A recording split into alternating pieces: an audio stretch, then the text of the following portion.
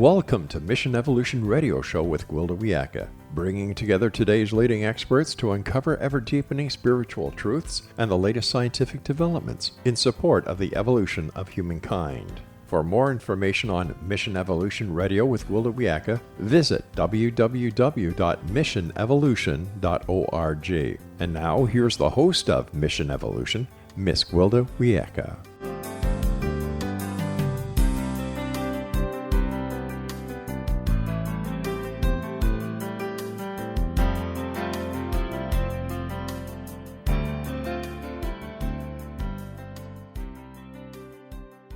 Welcome. I'm so glad you can join us on Mission Evolution, where we bring the latest knowledge from today's leading experts to support your evolutionary process. This hour will explore the global mind, quantum physics, and multidimensional reality. No exploration into human evolution of consciousness is complete without considering the multidimensional reality, unity consciousness, and how quantum physics relates to our experience. Once these topics are added to the discussion, a whole new dimension of understanding opens up. Yet these concepts are on the leading edge of science and often difficult to wrap one's head around. With us this hour to hopefully demystify these complex but intriguing topics is Johan Calleman. Carl has a Ph.D. in physical biology from the University of Stockholm. He was a senior researcher at the School of Public Health at the University of Washington. He spent the last 25 years developing an understanding of the Mayan calendar. He's lectured in 25 countries and written 7 books. His current focus is on the application of macrocosmic quantum theory. His website, calleman.com. Carl, thank you so much for joining us on Mission Evolution. Oh, thank you so much, Gwilda, for having me. I'm looking forward to this. I am too. So how did your interest progress from physical biology to the study of the Mayan calendar and the evolution of human consciousness? Well, I think for most of my graduate years and so, the two trains of science run in parallel. In other words, I was on the one hand, I had this background and developed this background in the hard sciences. On the other hand, I also had this sideline of Mayan understanding of the world. And then it simply came a point around 1993 where I decided that, my real purpose in life is really then to follow through with a Mayan calendar. It's, both the way I look upon it, the Mayan calendar is a science, as well as what I used to work with molecules and atoms and so forth. That is also a science. But they're focused on different areas, you might say. The studies, the traditional quantum physics and the kind of chemistry work that I would do is focusing on the subatomic level, on the microcosmos, whereas my work over the past maybe 30 years or so has focused on the macrocosmos, the greater perspective. And also there, I have found that there are quantum effects taking place, but they are a little bit of a different nature.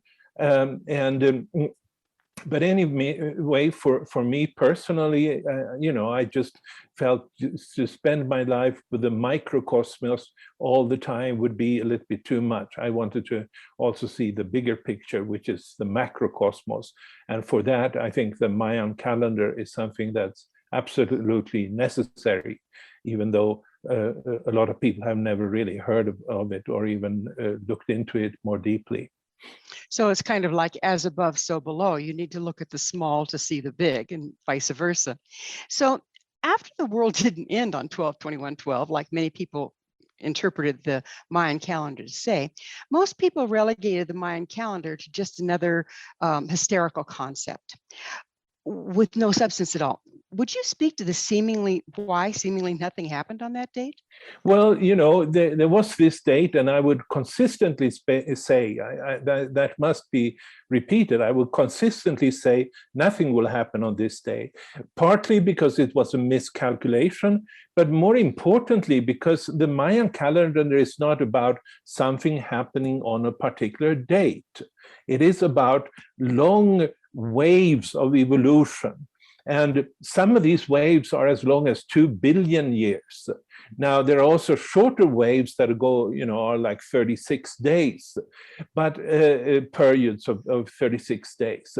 But there's nothing really that would make us believe that something specifically would happen on a particular date. What it's really about is to see these longer term waves and see how these play out in human life and on life on our planet, more generally speaking. So if I'm understanding you right, where they cover the Mayan calendar covers these hugely long waves, and we expect something to happen overnight, Yeah. that's ridiculous. So basically, whatever change happens goes over lifetimes rather than from one day to the next. Is that what we're looking at? Yeah, more or less so. It's a system of different waves, and it's a system of waves with different frequencies. Or in other words, there are some periods, as I said, that are billions of years, but then there are also shorter periods that are like 36 days, and so together, these different waves create an interference pattern that sort of underlies our physical reality. They form a quantum field, and the evolution of that quantum field, which then is formed by the interaction of all of these different waves, that is really what shapes reality as we know it. So you're basically saying that the Mayan calendar maps the frequencies that become ambient frequencies at any given time on the planet? Sorry, I don't understand that word here. Okay, ambient. In other words, the Mayan calendar maps the frequencies that we're subject to at any given time on the planet. Absolutely. And if you start to study it, you will find that everything in the evolution of humankind, as well as the underlying evolution of biology, everything fits with the different shift points in these waves. I would say, I haven't found anything that evolves that is not subject to these waves of creation that the Maya would chart. So is that the same, but much smaller picture that we're charting with the horoscope? It's a different thing, though.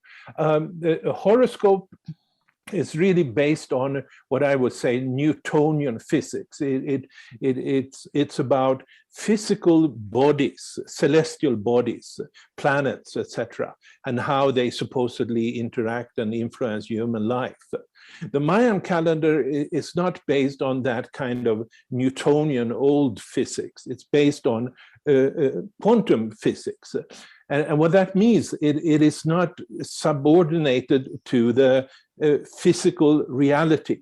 It's a consciousness reality that is primary to the physical effects that we see around us. So it's a completely different philosophy.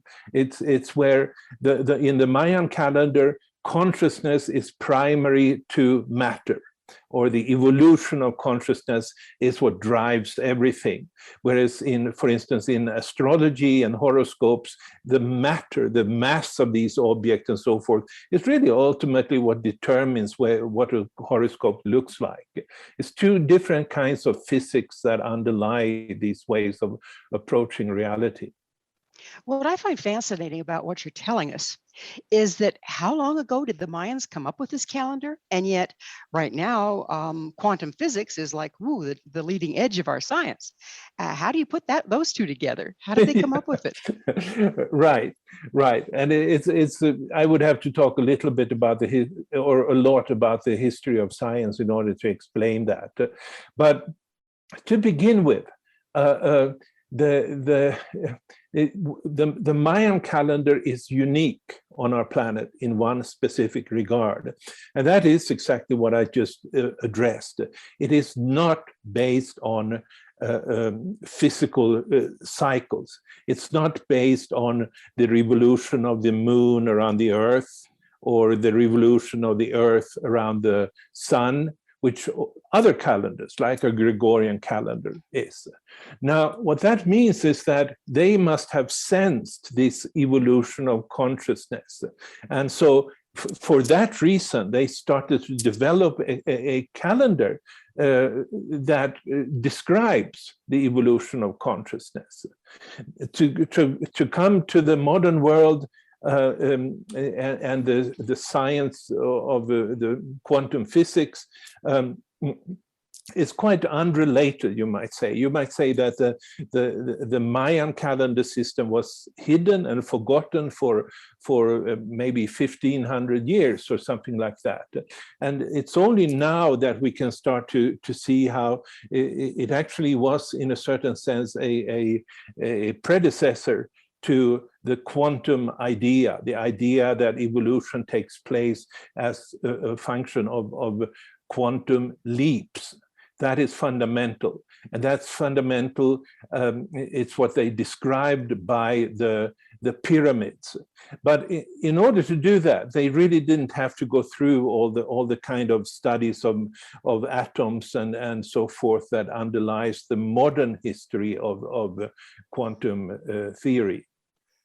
It sounds like it was, if you say it was more of something they sensed, it sounds more like a shamanic skill combined with math. Is that correct? Yeah, I would say so. You have to, I think, sense these waves. I mean, you can do that. I mean, modern people can do that once they know what they are supposed to sense. Well, we're going to have to pick up on sensing on these waves on the other side of a commercial break. Carl and I will return shortly, so don't go away. This is Mission Evolution. For more information or to listen to past archived episodes, visit www.missionevolution.org.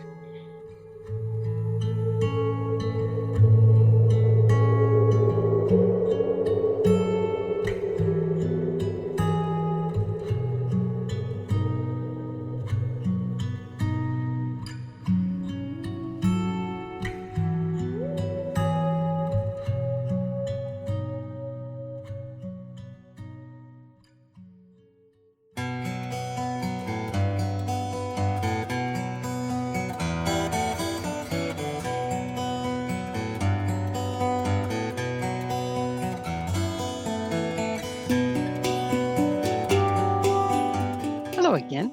This is Mission Evolution with Gwilda Wiyaka, missionevolution.org. We're dedicated to unification and evolution of consciousness. With us this hour discussing the ancient Maya and the global mind is Carl Calleman. His website, carlcalleman.com. Carl, we were getting into how the Mayans accessed this very, very, very complex calendar that's still accurate today. I mean, it is still accurate today, yes? Yes, absolutely. And what relevance does it have to us today? What can we use when we bring it to the street? What can we use as individuals to help us understand our evolution that comes from the Mayan calendar? Well, you know, I think we're all in resonance with these cosmic waves. There are nine basic waves that are creating our reality. And each one of these waves provides for a certain state of consciousness. And as we humans develop resonance with these states of consciousness, we start to perceive reality in a different way. And as that happens, we will also start to create reality in a different way. So everything we create in the external world, so to speak, always goes back to the kind of states of consciousness that we have downloaded or created resonance with. And at the current time, all these 9 waves have been activated. It's a the whole history of the universe can be explained by the sequential activation of these different states of consciousness. But at the current time, and that's really the significant meaning of the year 2011, is that meant that now all 9 waves have been activated. And these waves, we don't relate to them in an identical way. It has to do to some extent with what ways we are cultivating our resonance with. Okay, so let me back you up just a little bit here to make sure we're following along. Mm-hmm. So we now have all 9 waves available to us. Yes. But each according to his gifts and each according to his limitations, the ones that we're able to learn to resonate with are the ones that we can express and register. Yeah, something like that. But we're all sort of combining these different waves. We all are expressions of like a interference pattern of these different waves. But yes, that's what we have a choice about. It's really how do we relate to these different waves. And one of the significant aspects of the year 2011 was that the 9th wave, the one that is at the top, so to speak, became accessible to us. You know, I should backtrack a little bit and talk about the pyramids that the Maya built, that they were in the central big cities or temple sites that they would erect. There would always be a central pyramid built in 9 levels. So the whole idea of climbing a pyramid like that is really just an enactment of taking part in the evolution of the universe. Oh, amazing. And these 9 levels are like quantum states of consciousness. So you don't slide gradually from one to another. Instead, you sort of climb them and you go through a sequence of quantum leaps leading up to that top level. And that was what became accessible. The top level became accessible in 2011. And, okay, well, there are so many topics that we could lose ourselves in, but I'd really like to focus on the global mind, quantum physics, and multidimensional reality. That ought to keep us busy, right? So let's start with what's the global mind? Well, the global mind is the mind of the planet, so to speak. So human beings download our minds. The mind is not created by the brain. That's a common illusion that people have. The mind is downloaded, and is downloaded primarily from the global mind. And then the global mind actually downloads it from the galactic mind, and then the galactic mind downloads it from the cosmic mind. So everything is sort of emanating from this cosmic center. And then as one of those intermediate levels, you can talk about the global mind. So to give you an example of that, you may go to the beginning of the 6th wave that took place about 5,200 years ago. If you want to be exact, 3,115 BCE, according to the Mayan calendar. And the result of that wave was the emergence of civilizations on our planet. So before that point in time, nobody has ever found any real civilization on our planet.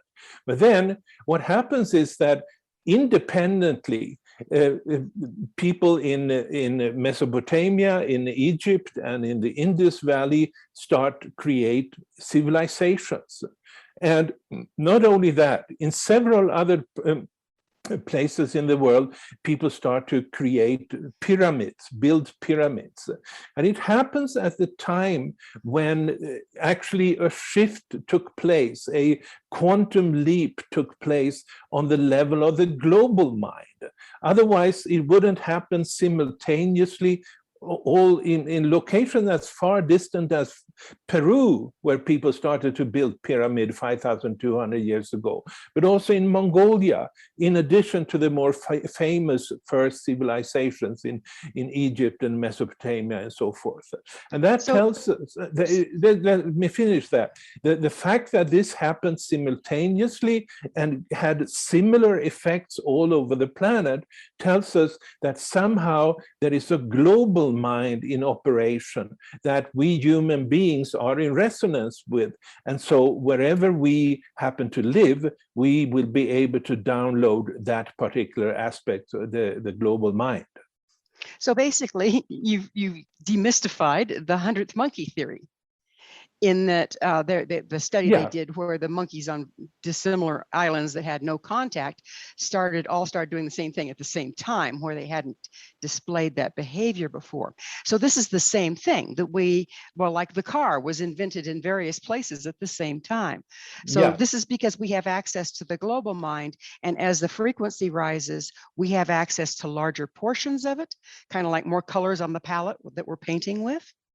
Yeah, you might say that with every new activation of a new state of consciousness, and we can use the pyramids and their terraces as a metaphor for that.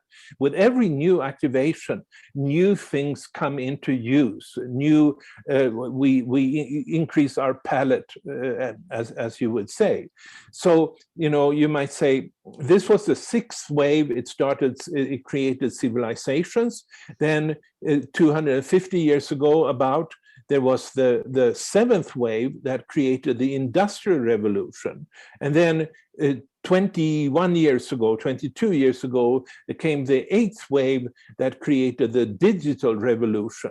So, and those become global, maybe not immediately, but at the time of inception of such a new quantum leap, they begin to spread until eventually it was spread all over the planet. But as you can see then, with the new activation, for instance, of the Industrial Revolution, and then with the Digital Revolution, the complexity increases, the number of colors we can paint with.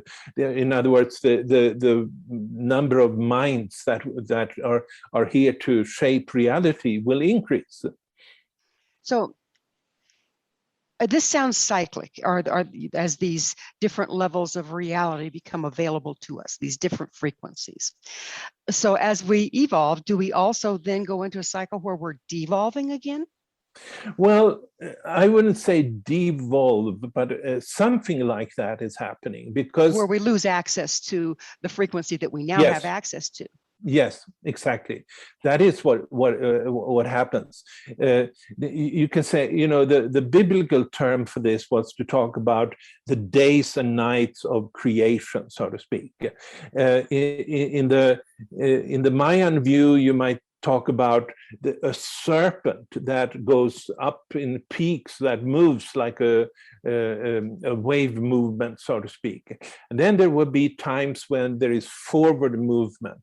These are the days, these are the peaks, so to speak, when new creativity is being expressed along the lines of these different revolutions that I talked about. But then there are also the valleys in between, the nights, so to speak. And what happens then is that the forward movement, the drive to create and so forth goes down. And several of the things, that have been created in the previous day may actually become obsolete. Carl, we're going to have to pick up on the days and the nights on the other side of yet another commercial break. Carl and I will return to our discussion shortly, so you stay right there. This is Mission Evolution. For more information or to listen to past archived episodes, visit www.missionevolution.org.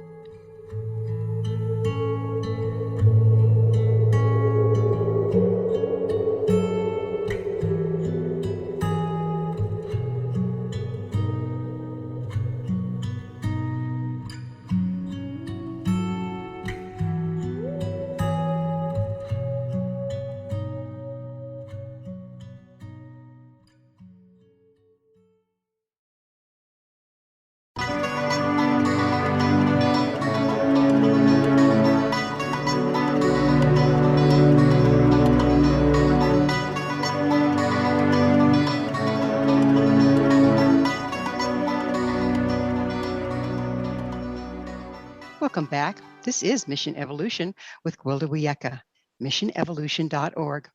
Our guest this hour is Carl Calleman. We're speaking about quantum physics and multidimensional reality. His website, carlcalleman.com.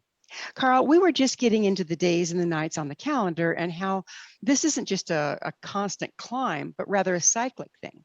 And so it sounds from what you've been telling us that we've kind of reached the top of the waves where we have more colors available to us to build our reality with. But then the natural thing is what goes up comes down. And you were about to describe what does it look like when we start to lose frequency versus gain it. Would you continue with that, please? Yeah, so typically what happens in these time periods that are nights is that things get integrated. What happened in the past was integrated, and some kind of preparation is taking place for the next peak to come. And sometimes this has led to the collapse of civilizations. There are several examples of that, but sometimes there is also just simply a transformation of civilization that takes place. The previous, it is almost like in these nights, there is a need to rest, so to speak, to stop that forward movement according to a preset mind, and instead take a rest, integrate what's happened, and some things will then disappear, and at some points this has also led to the downfall of civilizations. So actually it's a spiral then, not just a circle. So even the nights are evolutionary in their own right, that we're incorporating and then moving forward in a different way than we would have without the previous day. Yeah, and it's not, the concept of a dark age has a very negative connotation to people. And in certain of these waves, we are now in dark ages, and that's really, we don't, like, if you compare to the Western world, say 20 years ago, there was a completely different forward movement in everything that was being created. At the current time, it's almost like things have come to a stop, so to speak. And that has to do with the fact that in the sixth wave, there was a shift to a night, and you could call it a dark age. But it's not just that a night is a bad thing. It's also not only a time of integration, but it's also a time of basically more equality potentially being created, and several other things. It's not day is good and night is bad. It's not that, but they're definitely different. And today most people will say that, well, things have come to a halt or came to a halt because of the pandemic and so forth.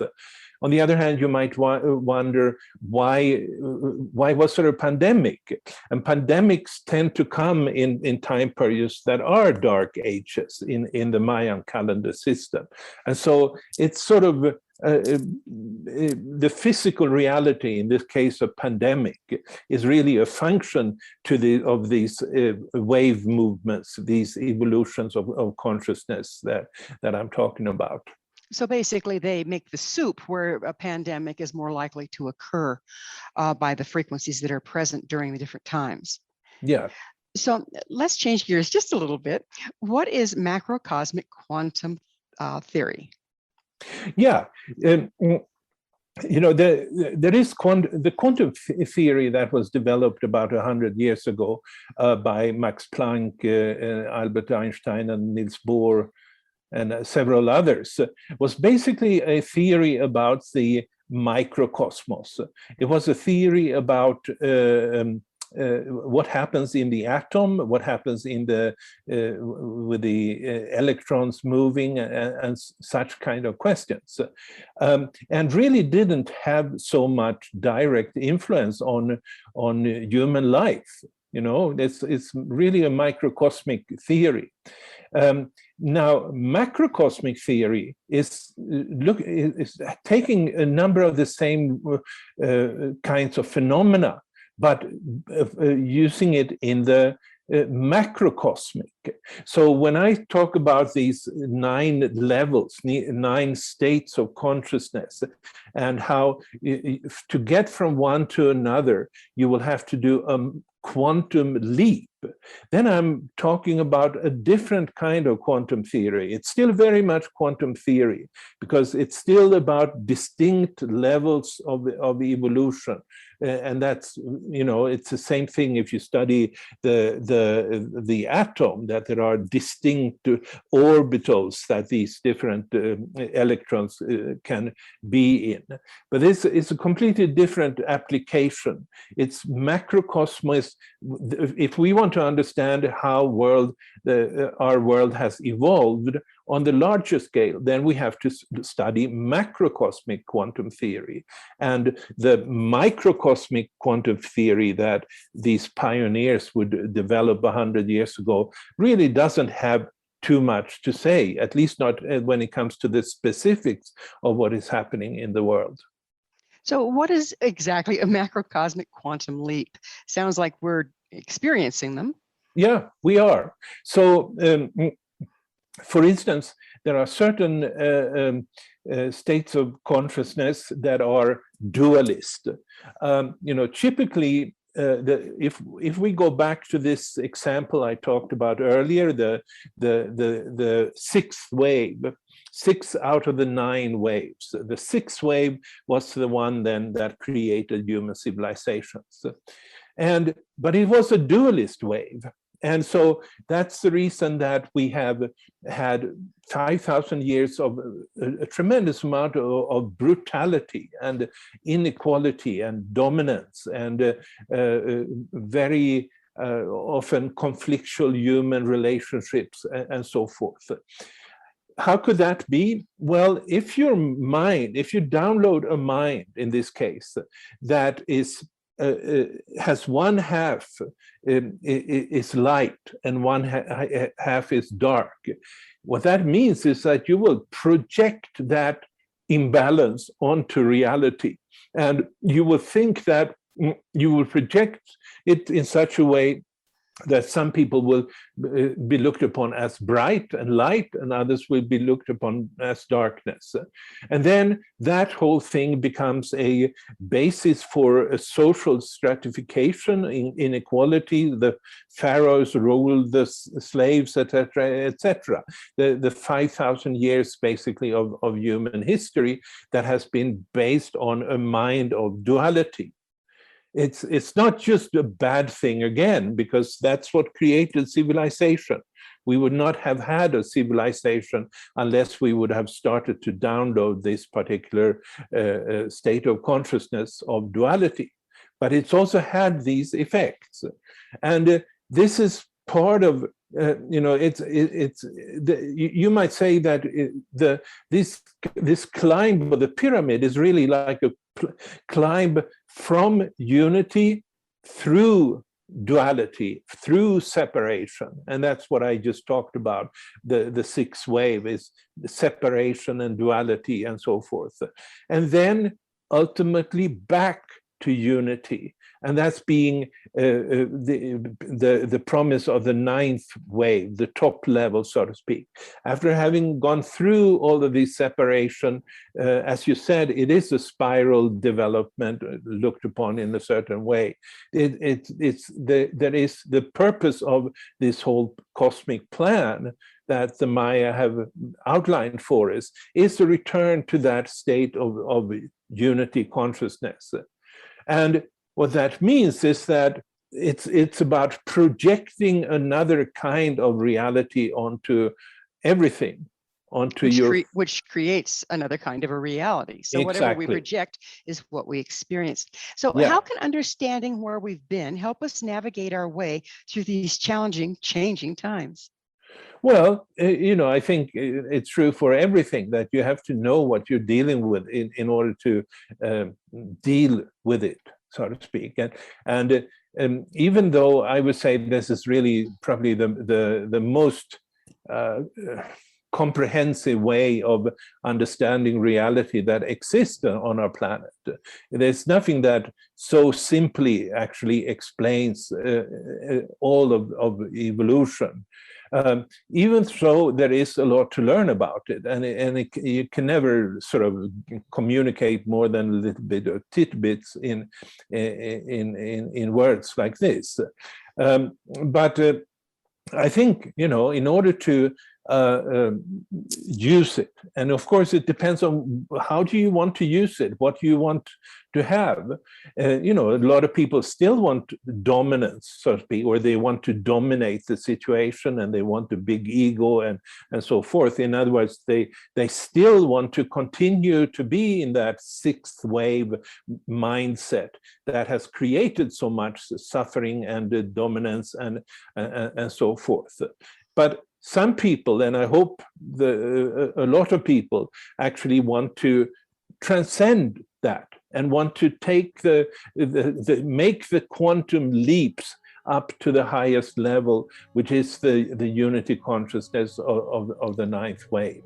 That is my hope. That is my hope also. And we'll go into how we as individuals can choose that, given the information you're sharing, on the other side of a commercial break.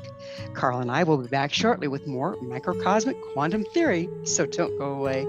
This is Mission Evolution. For more information or to listen to past archived episodes, visit www.missionevolution.org.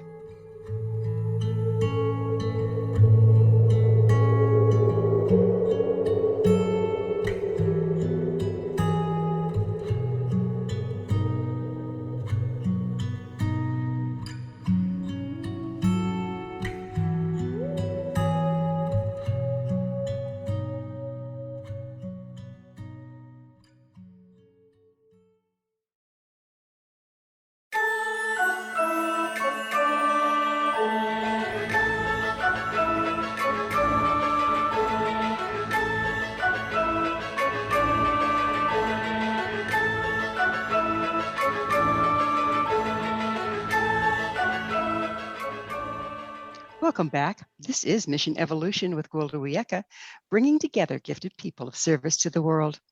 To find out more about me, my school, and the other evolutionary tools we offer, visit findyourpathhome.com. This hour, we're sharing thoughts with Carl Calleman. His website, calleman.com.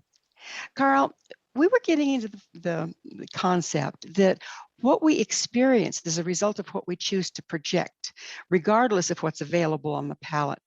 And how we do now, because of the wave that we're in, has so many more colors of things that we can experience.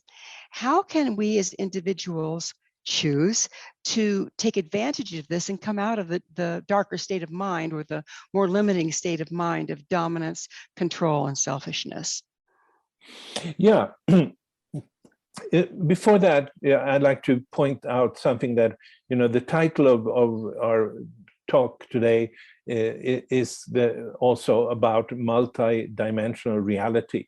And I just would like to clarify that each of these states of consciousness, each of these levels of the pyramid, so to speak, actually brings a particular dimensionality of consciousness. And the reason reality is multidimensional is that it is a composite of all of these different levels.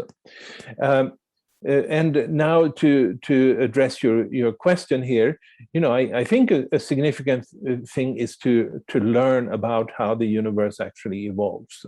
And so I do recommend wholeheartedly my own work, which really, the Mayan calendar has been so misinterpreted, so much ignored in its original meaning. I would say that that is a very important thing to study. Then the question is, how do we practically, suppose you want to go up to the 9th and highest level.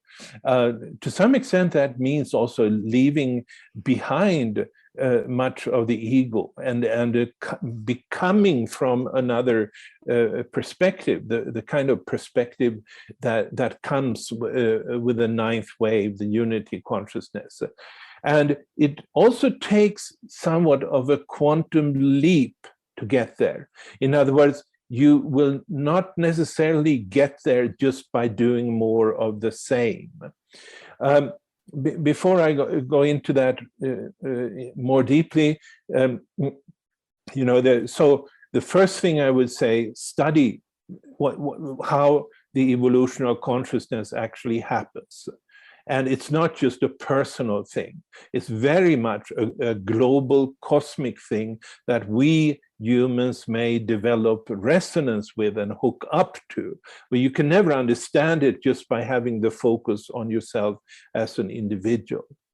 Let me interrupt before you go on to the second one. Does that have to do with being able to leave your own small ego in order to connect with the global mind, where the higher frequencies are, the more information is located? I think that just happens as you cultivate your resonance with the highest level, so to speak. I think it drops. That's all I can say about that. So if that's the case, what about our masters, like Jesus and Buddha, and we could go on and on and on. They seem to have accessed a level of the global mind and above well beyond what was present on the planet at the time. How did that work? Yeah, I don't know. I don't want to be able to explain everything. I think overall we may not know that much about these people that are considered masters in the past. I think, to some extent we have created images that we would like to see have been the case, but how would we know, really? I think so. But there could also be some people that have sort of, what should I say, premonitions or precognitions of the coming states of consciousness. I mean, certainly the fact that the Maya were able to describe a cosmic plan leading up to that tells us that somehow they were at least aware of this possibility. And then what that means is that some individuals might have reached those kind of states of consciousness. Would that be like somebody that has been vigilant about absorbing and resonating with each stage as it comes along, so they're kind of riding at the top of what's available, and so when the new one opens up, they have better access? Yeah, that might very well be the case. That might be it. Yeah. Very, very interesting. Very interesting. Yeah. So if reality is multidimensional, what dictates what dimension we experience? Well, yeah, that I can't answer that. I guess that's the best answer I can give. I mean, it is, yeah, to some extent, yes, we cultivate these levels of consciousness, and with that comes a certain dimensionality of experiencing reality. We cultivate it, but then at the same time, they are given to us, these different states of consciousness, and how this interaction plays out in detail will probably be different from individual to individual. Why are we seeing this unbelievable upheaval at this time? If we're being able to access a higher wave and a more unified field, why is everything in such a mess, Carl? Well, it is, I think, partly because the sixth wave went into a night in 10 years ago. And this is a fairly long-term thing. Reality isn't the way it was more than 10 years ago. We lived, you and I, we have lived our lives within one state of consciousness in the day mode, you might say, of the sixth wave. And then that shifted in 2011 and went into a night mode. And it doesn't seem like anything applies that we were used to. The world has shifted. Everybody is looking through different kinds of filters to their mind. These states of consciousness give filters to people. But most importantly, people don't know this because they didn't find out about the Mayan calendar. And so they don't know that a significant shift has taken place on the level of the human mind. It's not the same mind anymore as it used to be. And then we still try to have things work according to what it was like more than 10 years ago. But that is a losing battle. We're into a new reality, a new state of consciousness, you might say. So everybody pining away for a return back to what they call normal might as well give up on that concept, right? Yes, I would say so. You've mentioned a cosmic plan. We're about at the end of our time together, and this is a large topic, I know, but you say there's a cosmic plan. Would you go into that just a little for us? Well, if you could say it's a simulation, that has become a popular word to use. It's the same thing. In other words, evolution is driven by these waves of consciousness. Everything, all aspects of history, all the national histories and all the inventions and everything like that actually goes back to these waves. And these waves, they emanate from the cosmic center. And they trickle down through the galaxies to the Earth and down to us. But that means that these waves actually provide a cosmic plan. It is like today, for instance, then we still want to go back to the old normal, so to speak. But the cosmic mind has changed. And so that won't happen. And why is that? Well, it's because it's not consistent with the cosmic plan. There is a cosmic plan that shapes our perception of reality, that shapes our creativity, and that's how things work. Pretty fascinating. So, Carl, what is your mission? Well, I look upon my mission to simply explain how the evolution of the universe takes place, what seems to be the purpose of this cosmic plan, and also to contribute to have that plan manifest, because we sort of we have reached the highest level, but very few people are actually participating in developing unity consciousness. And that is not just an individual thing. It's something that has to be done collectively, and it has to be done through a quantum leap in consciousness. Does that quantum leap, and we're just about out of time, but does that quantum leap in consciousness require larger numbers? It happens yes, or what should I say? In order for the cosmic plan to manifest on our planet, it will take large numbers. Yes. So that's at least we know we're all in this together, and there is something we can do. Carl, unfortunately, we are out of time. Thank you so much for coming on the show. Thank you. Thank you so much. Our guest this hour has been Johan Calleman, the author of 7 books translated into 14 languages. His current focus is on the application of macrocosmic quantum theory. His website, calleman.com. This has been Mission Evolution with Gwilda Wiyaka. For more information or to listen to past archived episodes, visit www.missionevolution.org. Join us next time as the mission continues, bringing information, resources, and support to our evolving world.